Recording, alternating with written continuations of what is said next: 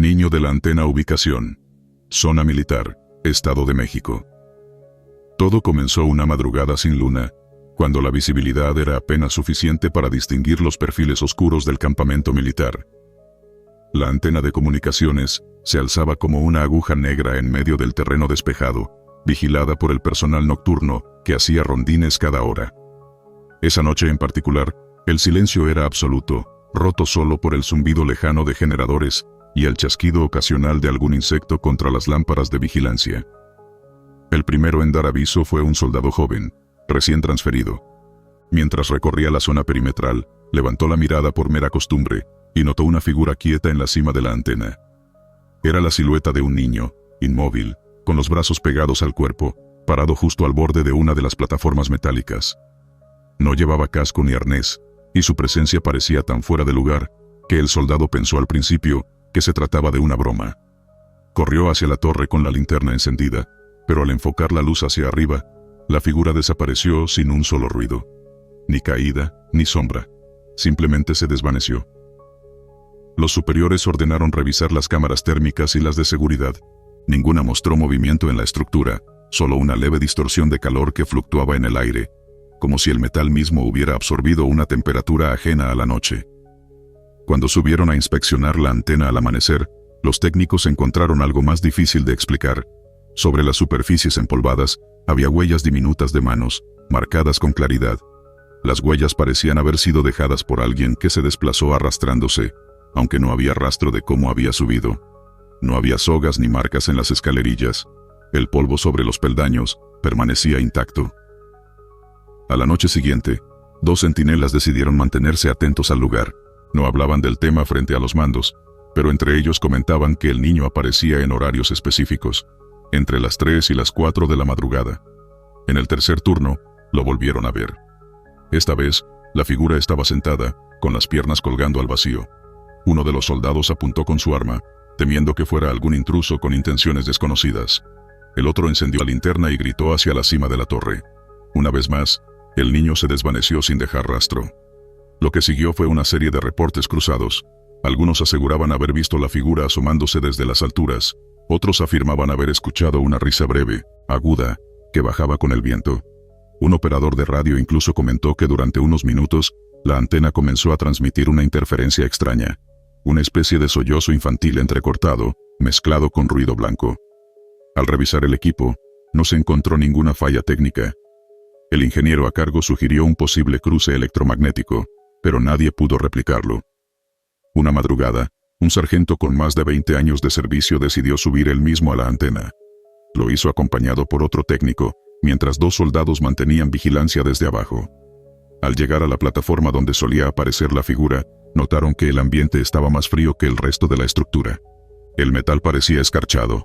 Lo más inquietante fue encontrar, en el centro del piso, una pequeña prenda infantil. Un zapato izquierdo, viejo, sucio, con los cordones atados de forma torpe. Lo recogieron con guantes y lo bajaron como evidencia. El calzado no coincidía con ningún registro reciente de visitantes, ni con familias de personal en el área. Nadie lo reclamó. Esa misma noche, varios en el campamento reportaron sueños perturbadores. En cada uno, decían haber visto al niño corriendo entre las casetas, llamando por alguien. Usaba el mismo zapato que habían encontrado, y su rostro nunca era claro, solo un manchón pálido entre la sombra. Algunos despertaron con la sensación de haber estado observados. Otros dijeron sentir peso sobre el pecho, como si algo se hubiera sentado encima durante el sueño. Se pidió un traslado temporal del campamento, mientras el asunto se investigaba. Pero no hubo informe oficial. Alguien sugirió que se trataba del hijo de un civil que años atrás cayó de la torre durante una inspección. La historia no estaba documentada en los registros, pero varios elementos antiguos recordaban un accidente sin muchos detalles. Otros decían que en ese mismo terreno, antes de ser militarizado, había una estación de radio abandonada, donde se reportó la muerte de un menor por electrocución. Los días siguientes fueron más inquietantes. Cada vez que alguien subía a realizar mantenimientos, encontraba objetos desplazados, tuercas colocadas en forma de círculos, cables que parecían haber sido enrollados por manos torpes. Una noche, durante una tormenta, la antena comenzó a emitir destellos intermitentes, sin conexión eléctrica. Varios testigos vieron cómo una figura infantil Recorría la estructura bajo la lluvia, completamente seca, como si la tormenta no la tocara. Al iluminarla, simplemente ya no estaba. Finalmente, la torre fue sellada y rodeada por una cerca adicional. Se prohibió el acceso nocturno. El zapato infantil desapareció del almacén sin que quedara constancia. A los nuevos reclutas no se les menciona el caso, pero muchos terminan viéndolo por su cuenta. El niño continúa apareciendo de vez en cuando, siempre en silencio, siempre en lo alto. Quienes lo han presenciado no hablan mucho del tema, aunque todos coinciden en lo mismo. No parece buscar dañar, pero su presencia no es inocente. Lo más desconcertante ocurrió una semana después del cierre perimetral. Un radiooperador juró haber escuchado una voz suave a través del intercomunicador principal.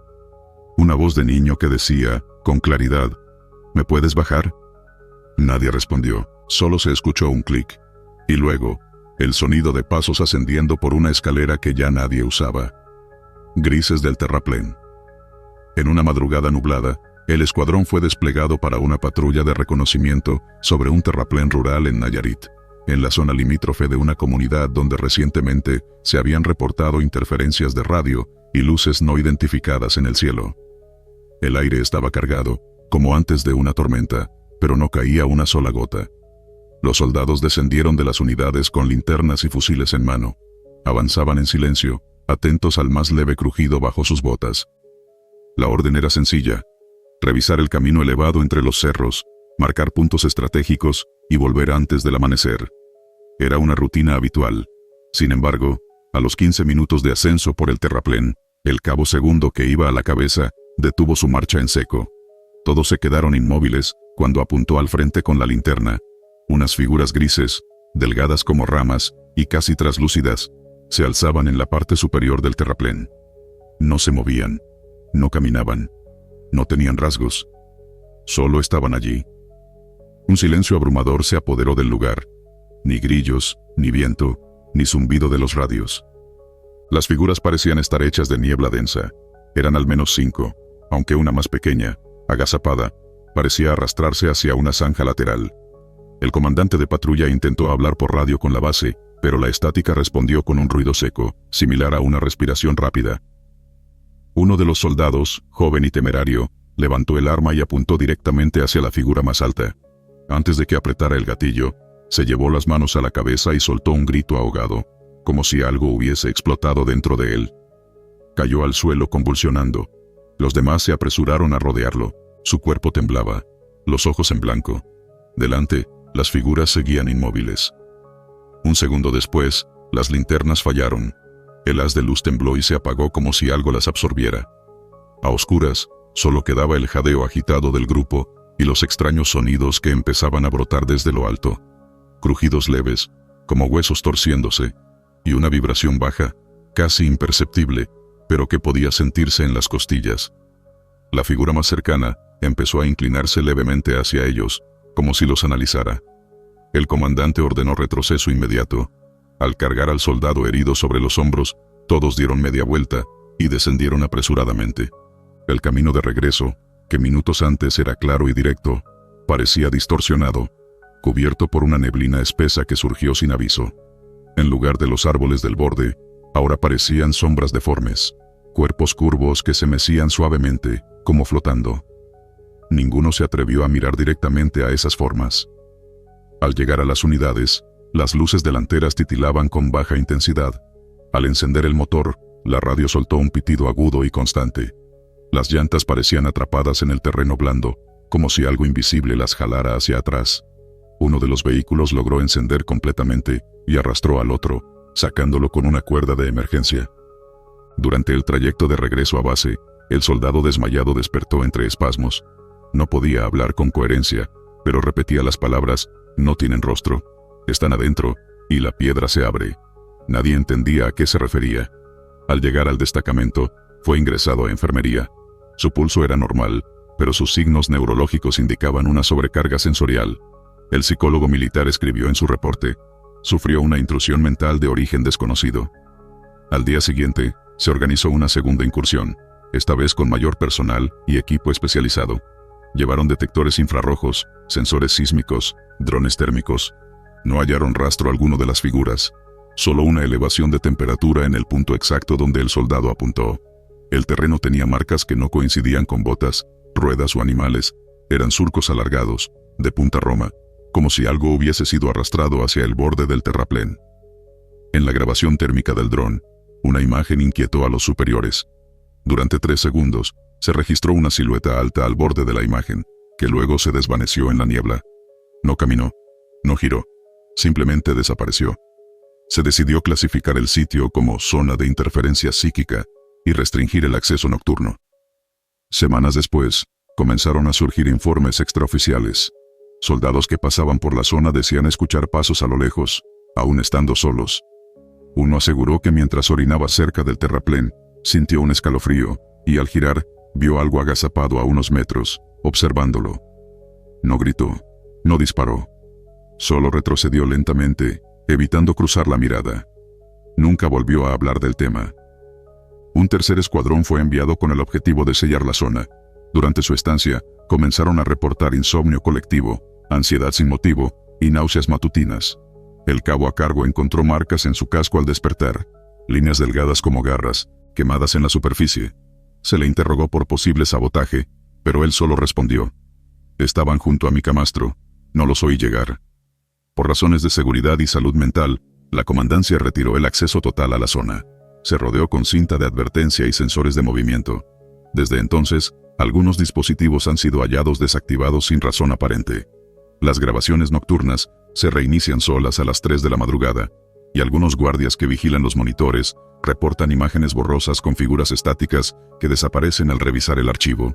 La bitácora del evento fue archivada con la anotación: fenómeno sin categoría, posible entidad psíquica no clasificada.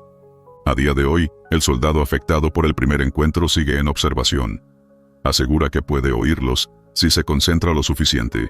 Afirma que siguen allí, en la niebla, esperando.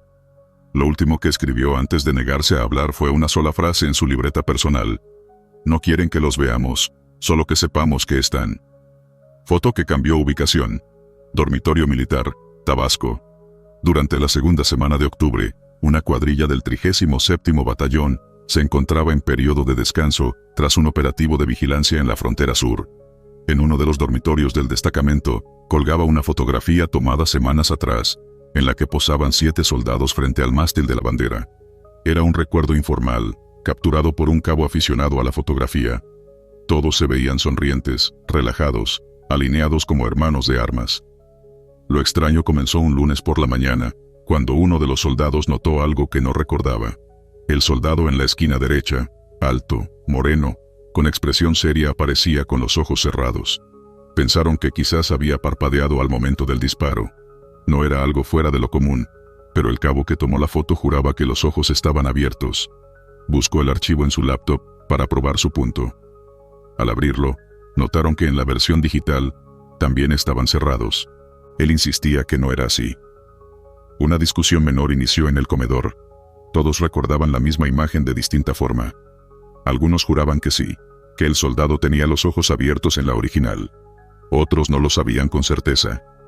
Esa misma noche, el cabo imprimió una segunda copia desde el archivo digital, en la misma impresora, en el mismo papel. La colgó junto a la primera. Al día siguiente, ambos mostraban los ojos cerrados. Pasaron 3 días, nadie hablaba mucho del tema.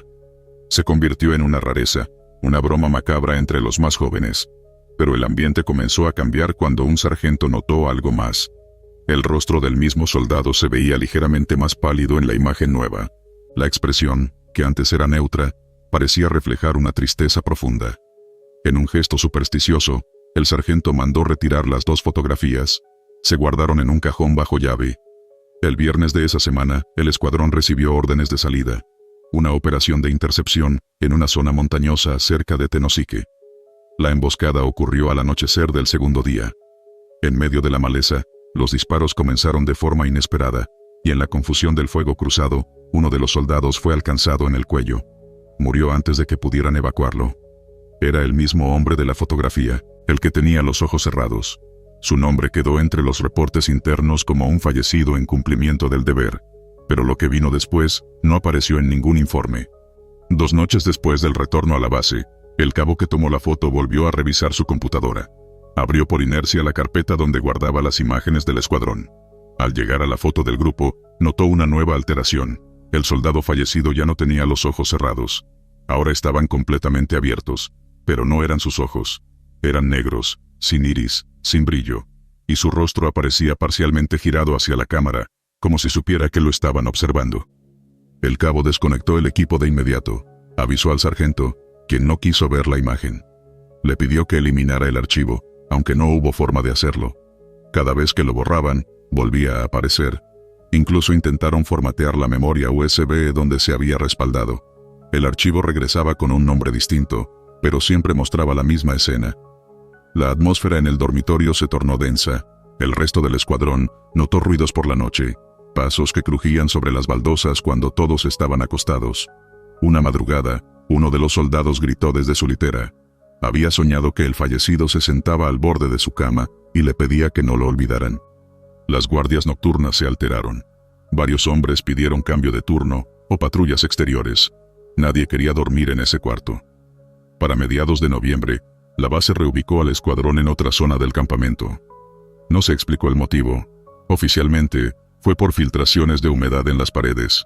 Extraoficialmente, nadie quería seguir viendo las sombras que se proyectaban en la pared, donde antes estuvo colgada la foto. Una semana antes de Navidad, el cabo recibió un paquete sin remitente, un sobre Manila, sellado con cinta gris. Dentro venía una sola cosa, una nueva copia de la fotografía. El papel era más grueso, de impresión profesional. En la imagen, los 6 soldados vivos aparecían exactamente como antes. Pero el séptimo, el fallecido, ya no estaba. En su lugar, había un espacio vacío, como si nunca hubiese estado allí. El cabo lo quemó en silencio. Desde entonces, cada vez que un miembro de ese escuadrón muere, ya sea en servicio o en retiro, el archivo fotográfico muestra cambios. Una vez fue una mancha en la bota, otra, una sombra en la pared. En una ocasión, apareció un pájaro negro en lo alto del mástil, que no estaba en ninguna toma original. Nadie conserva la imagen impresa, pero todos saben que sigue viva, alojada en alguna carpeta olvidada, lista para volver a cambiar. Y cada vez que lo hace, alguien muere.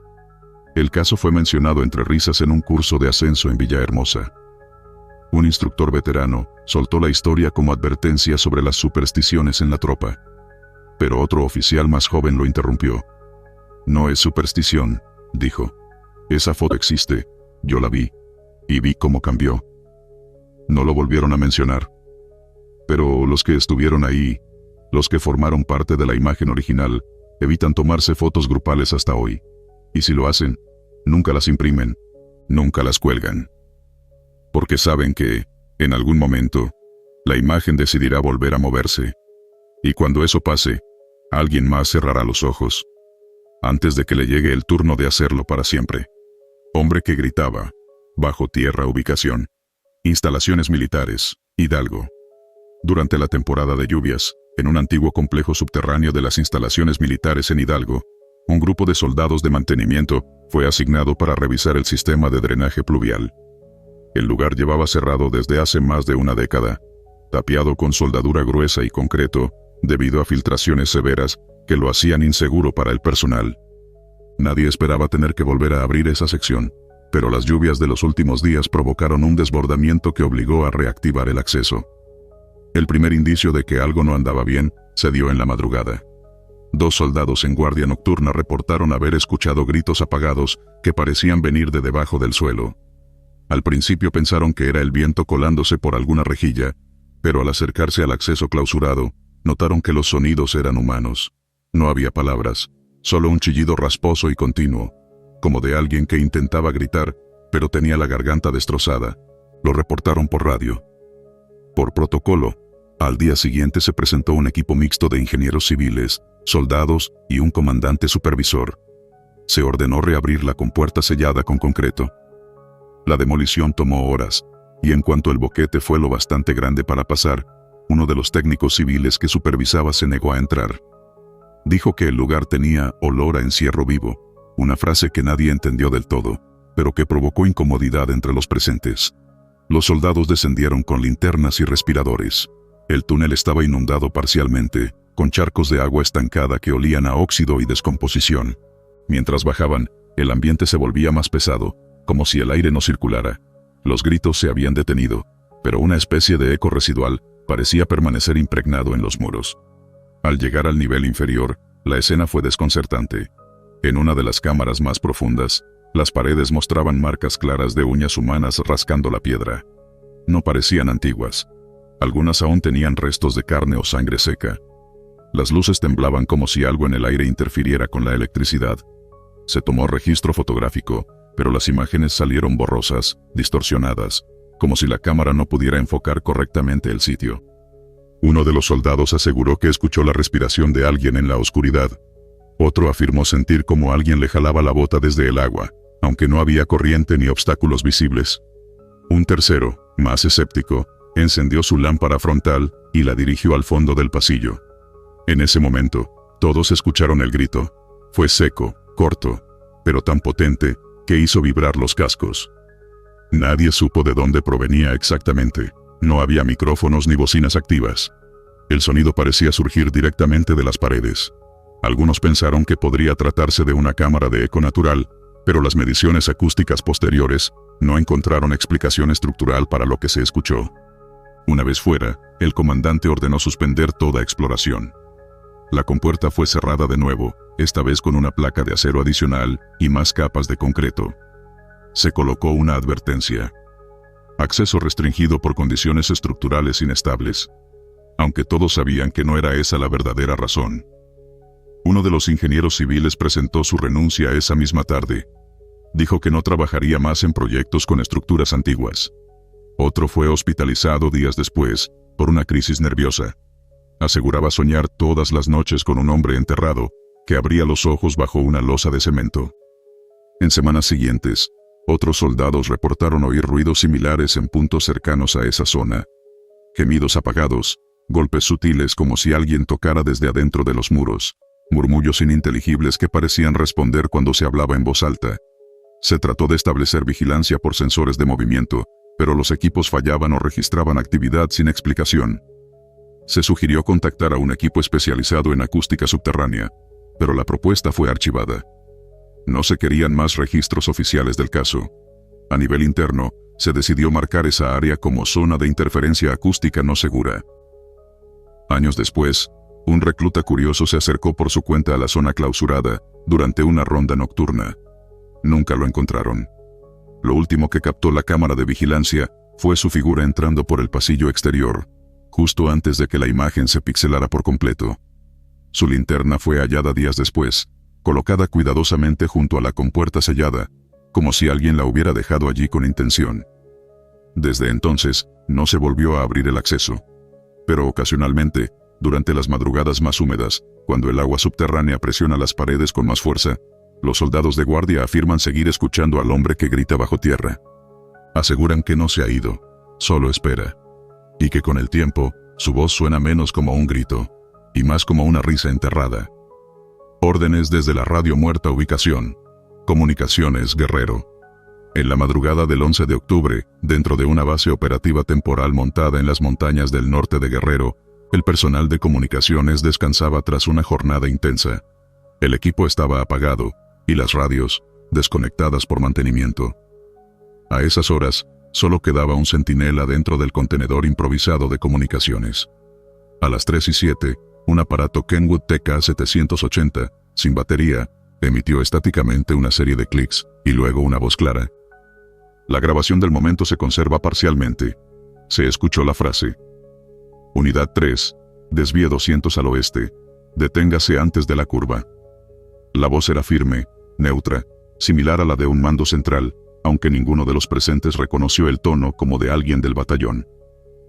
El operador, confundido por el mensaje, despertó a uno de los suboficiales encargados. Reinstalaron la batería y revisaron el canal. Estaba en una frecuencia que no correspondía a ninguna frecuencia activa del escuadrón, ni del centro de mando. A pesar de ello, el mensaje volvió a repetirse, idéntico, cada 3 minutos. Decidieron anotarlo y se contactó por línea satelital con el puesto regional de coordinación.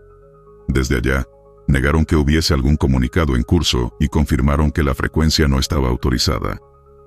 La orden parecía hecha para una patrulla en movimiento. El comandante de turno tomó una decisión inusual: contactar al convoy que había salido al anochecer hacia la zona de Paso Viejo. La unidad 3, efectivamente, estaba en movimiento y apenas a unos minutos de llegar a una curva conocida por su visibilidad limitada. A pesar de la incertidumbre, el sargento a cargo del convoy aceptó seguir la instrucción: girar 200 metros al oeste y detenerse. Cuando lo hicieron, observaron luces en la distancia. Otro grupo armado esperaba oculto tras una fila de árboles y rocas. Al ver que el convoy no avanzaba como esperaban, los hombres armados abrieron fuego hacia la carretera vacía. No hubo bajas del lado militar. Si hubieran seguido derecho, como era el plan, habrían caído en una emboscada perfecta. Tras el tiroteo y la retirada de los agresores, el escuadrón aseguró el perímetro. Se recogieron casquillos y se encontró evidencia de preparación: bidones con clavos soldados, trampas improvisadas y ramas recién podadas. Todo apuntaba a una emboscada bien planificada, pero ningún informe previo había detectado movimiento en esa zona. Al regresar al campamento, el equipo de comunicaciones intentó reproducir el fenómeno. Se reconectó el radio. Nada. La batería mostraba fallas y el sistema no respondía. Técnicos enviados desde Acapulco confirmaron que el equipo tenía componentes fundidos, como si hubiese recibido una descarga anormal. No había forma física en que pudiera haber emitido sonido alguno en su estado anterior. Lo más extraño fue que la grabación parcial que se tenía del primer mensaje, al ser reproducida con filtros de audio especializados, mostraba un segundo canal oculto, como un eco muy bajo. Esa segunda voz susurraba algo apenas perceptible: todavía no es hora. El informe fue clasificado como un caso de interferencia no explicada. El archivo técnico mencionó la posibilidad de un fenómeno atmosférico, aunque ninguno de los expertos logró replicar la transmisión. Otros 3 radios del mismo lote fueron puestos en observación. Ninguno presentó fallas ni emisiones fuera de lo normal. Varios soldados comenzaron a hablar del radio muerto, como si tuviera voluntad. En tono de broma, lo apodaron el supervisor fantasma, como si fuese una presencia protectora que intercedió a su manera. Pero hubo uno que no tomó el caso a la ligera. Un cabo, quien había estado presente en la estación al momento del mensaje, pidió voluntariamente no volver a manejar equipos de comunicación. Declaró que, mientras el mensaje se repetía, sintió una presión en el pecho, como si alguien detrás de él lo observara de cerca, pero sin emitir calor ni sonido alguno. Lo reportó como una presencia invisible. No hubo hallazgos médicos. Un detalle quedó fuera del reporte oficial. El radio volvió a encenderse una sola vez, semanas después, a las 3:07 exactas. Solo emitió un tono agudo de 3 segundos. No había batería. No había electricidad en la base esa noche por corte general. La frecuencia era la misma. El operador que lo presenció pidió traslado al norte del país poco después. En su carta, no dio explicación. La radio fue enviada a la Ciudad de México para análisis. Hoy en día, permanece bajo resguardo en una caja blindada en las bodegas de equipos defectuosos. Nadie volvió a escuchar su voz, pero los operadores que estuvieron esa noche aseguran que lo que habló a través de ese aparato no era tecnología. Era una advertencia, o quizá algo más. Una entidad que supo, antes que nadie, que esa curva era una trampa. Y habló. Desde la radio muerta.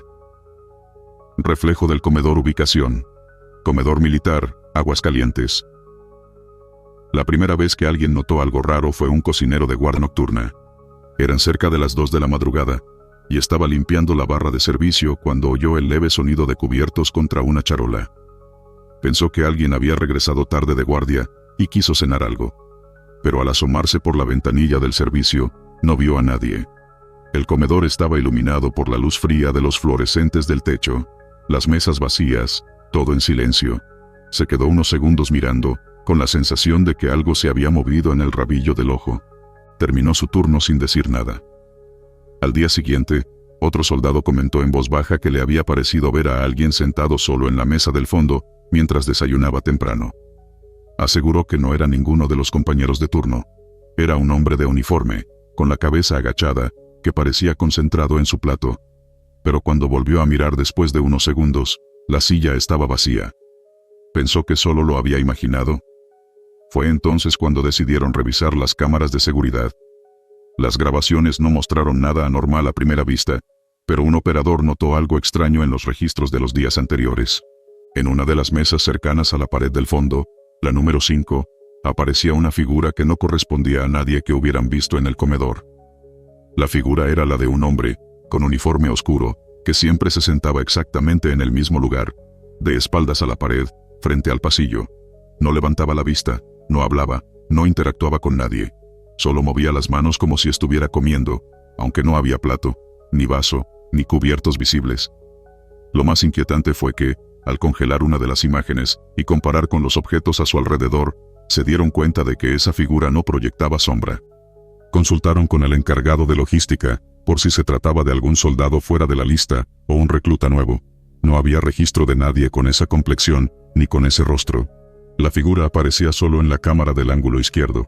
En las otras tomas no se veía nada, ni siquiera la silla ocupada. Un sargento escéptico decidió sentarse en esa misma mesa durante la hora del almuerzo. Lo hizo a propósito, para burlarse de los rumores. Comió solo, como si nada pasara. Pero al día siguiente no se presentó a formar. Lo encontraron en su litera, sudando, con los ojos abiertos y la mirada clavada en el techo. No pudo hablar durante horas. Cuando al fin logró articular palabras, dijo que había sentido como alguien respiraba cerca de su cuello mientras masticaba. Que no lo vio, pero sabía que estaba sentado frente a él. Nadie se rió después de eso. El caso llegó a oídos del capitán, quien ordenó desactivar las cámaras durante una semana para evitar más especulaciones. También cambió las mesas de lugar, modificó la distribución, e incluso retiró la silla donde aparecía la figura. Pero la noche siguiente, la cámara volvió a grabar algo. En el rincón donde antes estaba la mesa 5, el reflejo de la ventana mostraba a alguien sentado, aunque la silla ya no estaba ahí. Solo era visible en el vidrio. El espacio frente a la cámara seguía vacío, pero el reflejo insistía. El mismo hombre, misma postura. Ahora parecía mirar directo a la cámara, como si supiera que lo estaban observando. 2 días después, un recluta entró por error al comedor cerca de la medianoche. Buscaba una bebida. Al encender la luz, creyó ver a alguien sentado, muy quieto. Parpadeó. No había nadie. Fue al refrigerador, tomó una botella, y cuando se giró para irse, vio que la silla en la esquina se había movido por sí sola. Cayó al piso al salir corriendo. La tensión aumentó. Algunos soldados empezaron a dejar de comer dentro del comedor, optaban por llevar su comida al patio o al dormitorio. El comandante intentó restar importancia al asunto, pero los cocineros y encargados de mantenimiento también empezaron a reportar anomalías. Cubiertos fuera de lugar, pasos leves por la madrugada, platos rotos sin causa aparente. Una noche, el operador de cámaras quiso hacer una prueba. Activó la grabación en tiempo real, y se quedó observando con atención la transmisión del comedor vacío. Pasaron los minutos y no ocurrió nada. Pero justo cuando estuvo a punto de apagar, la imagen se congeló por un segundo. Luego apareció, no como antes, en el fondo, sino en primer plano. La figura estaba parada, mirando directo al lente. El operador gritó y cayó de espaldas. Al revisar el sistema, el archivo estaba dañado. Solo quedó una imagen borrosa, una silueta sin rostro, pero con la forma clara de un uniforme militar antiguo. Hubo quienes aseguraron que se trataba del espíritu de un soldado muerto décadas atrás, tal vez durante alguna operación encubierta o un castigo olvidado. Una cocinera mayor, que llevaba años en el cuartel, comentó que en ese mismo rincón, hacía muchos años, se había suicidado un joven que nunca logró adaptarse a la vida militar.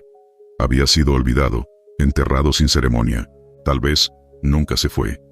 La última vez que alguien reportó verlo fue una madrugada. Un soldado de guardia entró a revisar que todo estuviera en orden. No llevaba linterna. La luz del comedor titilaba, intermitente. Caminó hasta la mesa del fondo, ahora vacía. Pero cuando se volteó hacia la salida, escuchó claramente el sonido de una cuchara golpeando un plato. Cuando se giró, la figura estaba sentada otra vez. Le temblaron las piernas.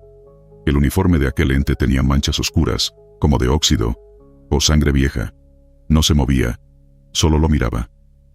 El soldado dejó caer la lámpara y corrió fuera. Desde entonces, esa parte del comedor fue clausurada con una cinta plástica. Nadie la cruza. Y aunque cambiaron los muebles, pintaron las paredes y reubicaron las cámaras, de vez en cuando, el operador del monitor asegura ver algo moverse. Justo donde solía estar la mesa 5. El informe fue archivado como anomalía visual sin riesgo operativo. Pero los que estuvieron allí saben que no fue ninguna ilusión. Saben que hay algo que sigue regresando, que come solo, que observa, que no proyecta sombra, pero que siempre está sentado, esperando a que alguien más se atreva a compartir su mesa. Juramento inconcluso. Ubicación: Campo de Entrenamiento, Morelos. El campo de entrenamiento de Morelos siempre tuvo fama de ser severo, pero justo. Las rutinas eran duras, las órdenes estrictas, y los reclutas aprendían rápido a no cuestionar nada. Durante una generación, el asta central del patio había sido el símbolo del compromiso con la nación. Ahí se realizaban las ceremonias de juramento, bajo la vista de mandos superiores y con todos los compañeros formados. Era sagrado, nadie se atrevía a bromear en ese lugar. La historia comienza un martes al amanecer, cuando la compañía B se preparaba para la ceremonia de bienvenida. Entre los nuevos estaba un joven recluta, reservado y de rostro delgado, al que muchos llamaban simplemente el de las botas nuevas. Nadie recordaba bien su nombre, apenas llevaba una semana en la base. No era problemático, pero sí callado. Decían que hablaba solo por las noches y que tenía una pequeña libreta donde anotaba frases que nadie más entendía. Uno de los soldados más antiguos, que dormía en la litera frente a la suya, jura haberlo escuchado repetir en voz baja, como un rezo: «Tengo que hacerlo. Tengo que terminarlo». La ceremonia del juramento fue pospuesta por una tormenta que duró toda la noche. El comandante decidió reagendarla para el siguiente día. Se ordenó a todos regresar a los dormitorios. El muchacho, según varios, se mostró incómodo con la decisión. Caminaba inquieto de un lado a otro en el comedor, incluso después de la hora de descanso. Uno de los cocineros afirmó haberlo visto hablarle al asta vacía desde una ventana. Lo tomó como una excentricidad más. Al día siguiente, el clima se calmó, pero el recluta no despertó.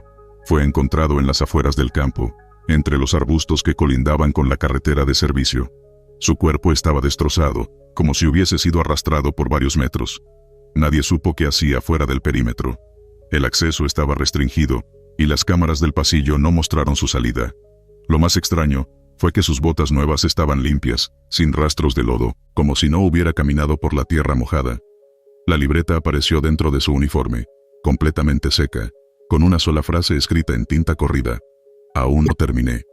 Esa misma tarde, cuando los soldados se reunieron para rendirle homenaje, notaron algo en la base del mástil. Alguien había escrito con lo que parecía pintura vieja una firma exacta, trazada con pulso firme. Alguien preguntó en voz alta si se trataba del nombre del muchacho.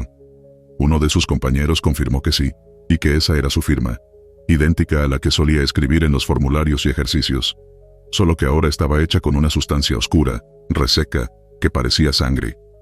Alguien intentó limpiarla, pero la marca no salió. Se pensó que se trataba de una broma macabra. El área fue acordonada. Un químico militar analizó la sustancia y confirmó lo impensable: era sangre humana. Cuando compararon muestras con la del recluta fallecido, el resultado fue aún más extraño. La coincidencia era total. No había duda. La firma estaba hecha con su propia sangre, al menos biológicamente. Las versiones comenzaron a circular de inmediato. Que había regresado a completar su juramento. Que su alma no descansaría hasta hacerlo. Que había sido obligado por una promesa no cumplida. Lo que nadie entendía era cómo la sangre había llegado ahí, ni cuándo. Las cámaras del asta no mostraron movimiento alguno durante toda la madrugada. Ninguna figura, ninguna silueta. Solo el sonido del viento. Los días siguientes fueron incómodos. Se pidió a los soldados continuar con sus rutinas, pero nadie quería formar cerca del mástil. Algunos afirmaban ver una sombra parada junto al asta durante las primeras horas de la mañana. Otros decían escuchar un leve susurro cuando se acercaban, como si alguien repitiera su nombre. Una semana después, durante el izado de bandera, el mástil se negó a funcionar. La cuerda se atascó a mitad del trayecto y la bandera cayó sin razón. El cabo encargado juró que la cuerda se tensó sola, como si algo invisible la jalara desde arriba. Nadie pudo explicar el fenómeno. Esa misma noche, un oficial que patrullaba cerca del lugar reportó haber visto una figura arrodillada frente al mástil, con la cabeza agachada. Al acercarse, no encontró a nadie, pero sí marcas de rodillas frescas sobre la tierra húmeda. Los altos mandos decidieron clausurar el uso del asta. Oficialmente, alegaron mantenimiento estructural, pero los soldados sabían que era por otra razón. En su lugar se instaló uno nuevo al otro lado del patio, alejado del dormitorio del recluta fallecido. Nadie volvió a mencionar su nombre. Su libreta fue guardada como evidencia en el archivo médico. Las hojas estaban en blanco, excepto por la última, donde la tinta aún parecía húmeda. Tiempo después, Otro grupo de reclutas fue asignado al campo. Uno de ellos, sin conocer la historia, intentó acercarse al mástil original para hacer un ejercicio fotográfico. Quería capturar el amanecer con la bandera como fondo. Dijo que al enfocar su lente, vio una figura en su visor. Un rostro. No el suyo, ni el de nadie del grupo. Solo alcanzó a tomar una imagen antes de que el visor se congelara. La foto fue revisada por los superiores. Mostraba una silueta parada frente al mástil, mirando hacia la cámara. Pero no había nadie allí esa mañana, al menos en la realidad. Desde entonces, esa área del campo es evitada incluso por los mandos. Los ejercicios de formación se trasladaron al otro extremo. Nadie se atreve a acercarse al mástil viejo. A pesar de la oxidación, la cuerda sigue colgando recta. La firma aún permanece en la base, cada vez más oscura, como si absorbiera el color de lo que la rodea. En cada generación de reclutas, alguien nuevo termina escuchando la historia. La cuentan en voz baja, como advertencia. Nunca hagas promesas que no pienses cumplir. Aquí, incluso los muertos regresan por lo que les falta. Mujer que aparecía en formación-ubicación. Campo militar, Tlaxcala. El pase de lista siempre ha sido una rutina casi sagrada en los cuarteles. Desde antes del amanecer, los soldados se alinean con precisión milimétrica, atentos a la voz del superior, al conteo estricto de cada nombre. En el campo militar de Tlaxcala, esa rutina nunca había tenido sobresaltos, hasta que empezaron a verla. La primera vez que alguien lo mencionó fue a mediados de febrero, durante un periodo de prácticas intensivas. Un joven soldado, aún con nervios visibles por el entrenamiento, le comentó en voz baja a su compañero de litera: «¿Viste a la mujer de blanco en la fila?». El otro lo tomó a broma. En esa formación no había ninguna mujer. Las unidades presentes eran todas masculinas, y ninguna oficial femenina estaba asignada al pelotón en ese momento. Al día siguiente, fue otro quien la mencionó. Esta vez, un cabo con más experiencia. Dijo que justo antes de escuchar su apellido durante el pase, sintió a alguien a su izquierda. Al voltear ligeramente la vista, alcanzó a distinguir una silueta femenina, vestida de blanco, erguida, inmóvil. El rostro, según relató, no tenía expresión, pero sus ojos se mantenían fijos al frente. Cuando terminó el conteo y el oficial dio la orden de romper filas, la figura ya no estaba. A partir de esa semana, comenzaron a llegar reportes más frecuentes, aunque los soldados evitaban hablar del tema con los superiores. Nadie quería parecer fuera de sí, o que lo tildaran de sugestionado. Pero entre pasillos y entre susurros, la figura de la mujer de blanco se volvió un tema imposible de ignorar. Un teniente joven, curioso ante los rumores, decidió presenciar el pase de lista desde la barrera lateral, como si estuviera supervisando el orden. Grabó con su celular, con discreción, enfocando la fila completa. Al revisar el video en su habitación, notó algo que hizo que su estómago se encogiera. Por unos segundos, entre la quinta y sexta posición, se veía una mujer. No tenía rostro definido, pero el blanco de su vestimenta contrastaba con los uniformes oscuros. Su celular se trabó. El video se reinició solo. Al intentar reproducirlo de nuevo, el archivo aparecía dañado. Los superiores, al enterarse, ordenaron revisar las cámaras de seguridad del patio de formación. Había 4. Durante 5 días seguidos, todas las grabaciones en el horario del pase de lista mostraban un salto de imagen justo en el momento de la formación. Un lapso de entre 3 y 7 segundos desaparecía, como si se hubiera recortado de forma manual. Nadie en la sala de monitoreo aceptó haber manipulado los archivos. Fue entonces que el sargento más veterano del destacamento pidió revisar las imágenes. Después de mirarlas en silencio, sin expresar sorpresa, dijo algo que incomodó a todos. «Esa descripción, esa mujer ya murió aquí». Contó que en los años 70, cuando él apenas ingresaba al servicio, una enfermera militar murió calcinada en el mismo campo. Su nombre era poco recordado, pero sí se sabía que se ofreció como voluntaria en un incendio que consumió parte de la antigua enfermería del cuartel. Según decían, intentó salvar a un soldado atrapado en la camilla, y nunca salió. Días después, sus restos fueron hallados carbonizados, abrazando un cuerpo indistinguible. Ambos fueron enterrados en una fosa compartida, al lado del campo de formación. Nadie lo quiso confirmar de forma oficial, pero tras lo dicho por el sargento, las apariciones comenzaron a causar un efecto más serio. Algunos soldados se negaban a participar en el pase de lista, fingían dolores, o pedían ser asignados a otro turno. Los nuevos reclutas empezaron a escuchar las advertencias entre líneas. No veas a los lados si sientes que alguien te observa. No respondas si alguien más repite tu nombre durante el conteo. Una madrugada, el soldado de guardia que vigilaba el patio durante el pase nocturno corrió al destacamento central, visiblemente alterado. Dijo que vio a la mujer caminando lentamente entre las filas, como si inspeccionara uno por uno a los soldados dormidos en sus literas, aunque no había nadie más en el patio. Las cámaras no registraron nada, pero el sensor de movimiento marcó actividad constante durante 3 minutos. Se ordenó una limpieza espiritual. Un sacerdote católico fue convocado al campo. Celebró una misa al amanecer, justo en el centro de formación. Durante la ceremonia, el mismo sargento viejo pidió leer una oración por los caídos que no fueron honrados con gloria. Al terminar, el viento sopló con fuerza y tumbó una de las placas conmemorativas del muro.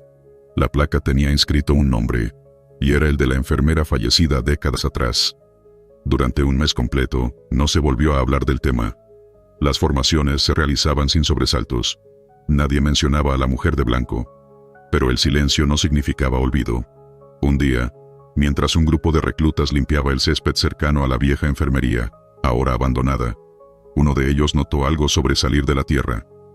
Era una pequeña medalla oxidada, con una cruz grabada y una inscripción casi ilegible. Honor y servicio. Nadie reclamó haberla dejado ahí. El objeto fue llevado al sargento para su resguardo, pero esa noche, el recluta que la encontró se despertó gritando. Dijo que soñó con una mujer que le pasaba lista en voz baja, repitiendo su nombre con insistencia. A partir de entonces, cada tanto, vuelve a aparecer. Solo durante el pase de lista, solo al amanecer. Justo cuando el aire se siente más denso y la respiración de los soldados forma vapor. Ella se coloca entre las filas. Nadie sabe si sigue buscando al soldado que no logró salvar, o si simplemente cumple su deber, incluso después de la muerte. Llanto. Dentro del camión blindado ubicación. Michoacán, patrullaje nocturno. Aquel operativo fue de rutina, al menos al principio. Nos desplegaron a una zona montañosa en Michoacán, donde se habían reportado movimientos irregulares durante la noche anterior. Nuestro convoy lo integraban 2 vehículos de transporte ligero y un camión blindado asignado como unidad de apoyo. Yo iba en ese blindado, un Sandcat modificado para patrullajes nocturnos, con 3 compañeros más: el conductor, el operador de radio, un cabo artillero y yo. A eso de las 2 de la mañana, cuando atravesábamos un tramo estrecho entre 2 cerros, sin luz natural ni señales de vida en kilómetros, el ambiente dentro del camión se volvió especialmente denso. No era solo por la humedad o el encierro, había algo más. El operador de radio, un joven disciplinado pero nervioso, comenzó a mover la cabeza de un lado a otro, como si quisiera deshacerse de un pensamiento. Le preguntamos si todo estaba bien, y solo murmuró que sentía presión en los oídos. Seguimos en silencio. Solo se oían los neumáticos sobre la grava y la intermitente interferencia de la radio, hasta que lo escuchamos. Un llanto, débil, como de un niño pequeño. Sonaba dentro del vehículo, como si alguien estuviera oculto en el compartimiento trasero, justo donde guardamos las armas de repuesto. Ninguno habló al principio. Estábamos paralizados. Luego el cabo preguntó si alguno había metido algún radio infantil, una grabación, una broma. Nadie respondió. El sonido seguía. Lloriqueos suaves, entrecortados, con pausas que lo hacían más real. Golpeamos las paredes del compartimento con los nudillos, pero el eco era normal. No había nada raro, nada visible al menos. El conductor detuvo el camión. Nadie pidió que lo hiciera, pero todos lo agradecimos. Bajamos el nivel del motor al mínimo y nos quedamos quietos. El llanto seguía, justo detrás del respaldo del operador de radio. Era como si una criatura estuviera ahí, acurrucada. Decidimos abrir el compartimento con cautela. Aflojamos los cerrojos, apuntamos las linternas y lo abrimos. Nada. Solo armas, municiones y una sensación pegajosa, como si el aire ahí dentro fuera más húmedo, casi viciado. El llanto no se detuvo. No venía del compartimiento. Venía dentro del vehículo pero sin una fuente clara. Rodeaba. El operador de radio se llevó ambas manos a las orejas y gritó. Un grito seco. Dejó caer el equipo y se encorvó en el asiento. De sus oídos, sangre. Pequeños hilos rojos descendían por su cuello. Nadie lo había tocado. El sonido cesó en ese instante, como si su dolor hubiera sido el precio para detenerlo. Nos replegamos por protocolo. El operador fue inmovilizado y atendido de emergencia con lo poco que teníamos. No escuchaba. Solo se quejaba de un zumbido constante, como un chillido metálico dentro del cráneo. Una vez fuera de la zona, reportamos el incidente a la base. Dijeron que no era el primer caso. Otro convoy, meses atrás, había escuchado un canto infantil en el mismo tramo.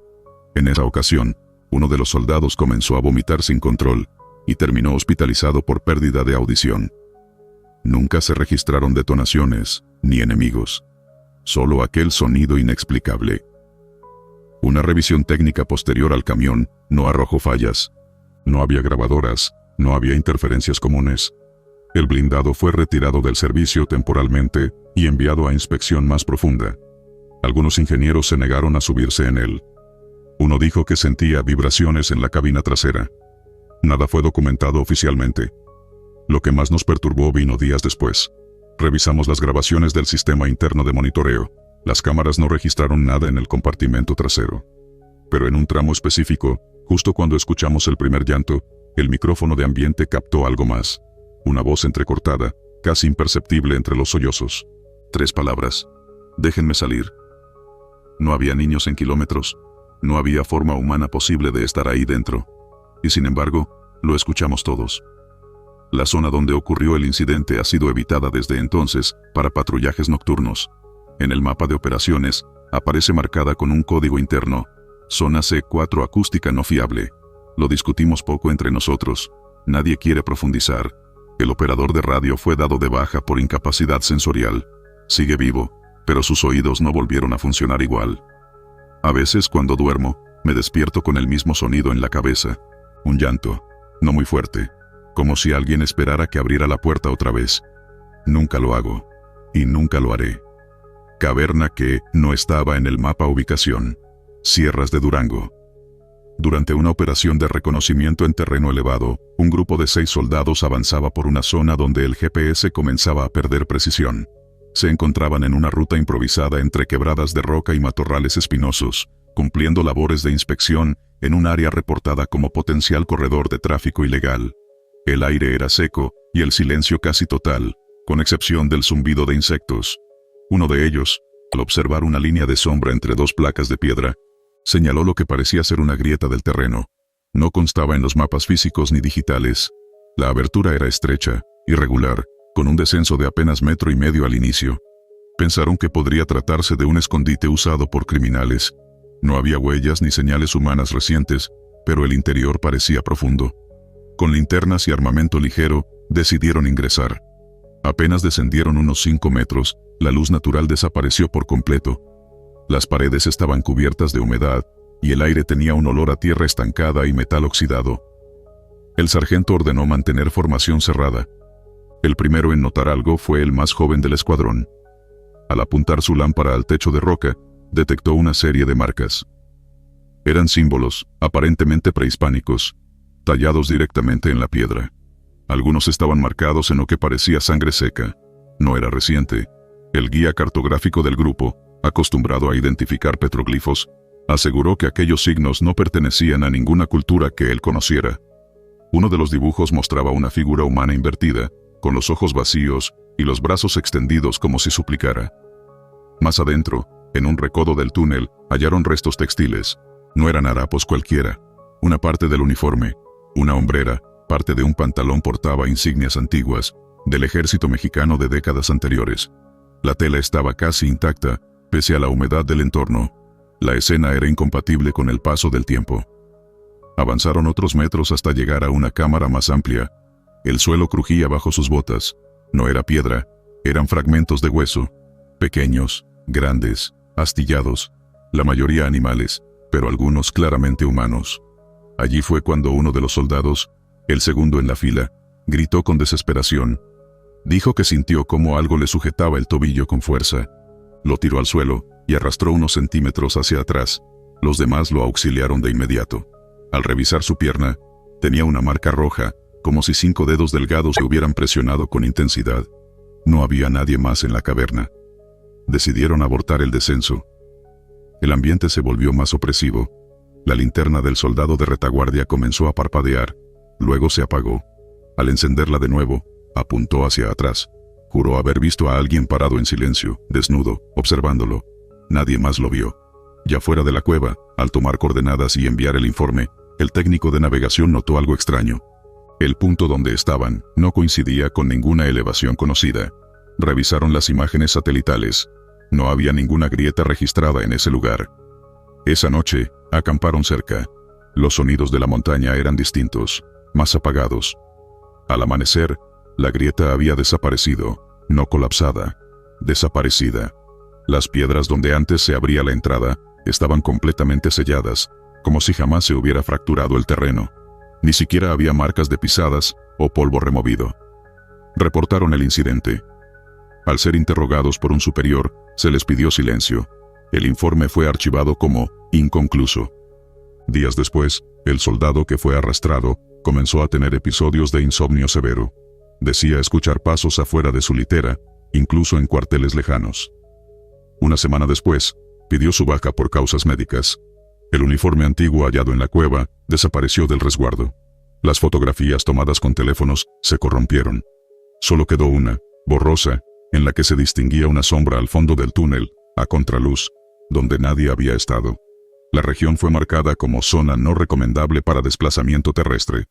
Pero entre los elementos que aún patrullan la sierra, la caverna sigue siendo mencionada, aunque nunca más fue encontrada. Algunos la llaman la entrada que abre cuando alguien está por desaparecer. Otros simplemente prefieren no hablar de ella. Hasta hoy, ningún equipo ha logrado ubicar de nuevo la grieta. Y quienes han recorrido esas mismas rutas, aseguran que hay zonas donde las brújulas se desvían. Los relojes se detienen, y el silencio se vuelve demasiado espeso, como si algo debajo siguiera respirando. Algunos la llaman la entrada que abre cuando alguien está por desaparecer. Otros simplemente prefieren no hablar de ella. Hasta hoy, ningún equipo ha logrado ubicar de nuevo la grieta. Y quienes han recorrido esas mismas rutas, aseguran que hay zonas donde las brújulas se desvían. Los relojes se detienen, y el silencio se vuelve demasiado espeso, como si algo debajo siguiera respirando.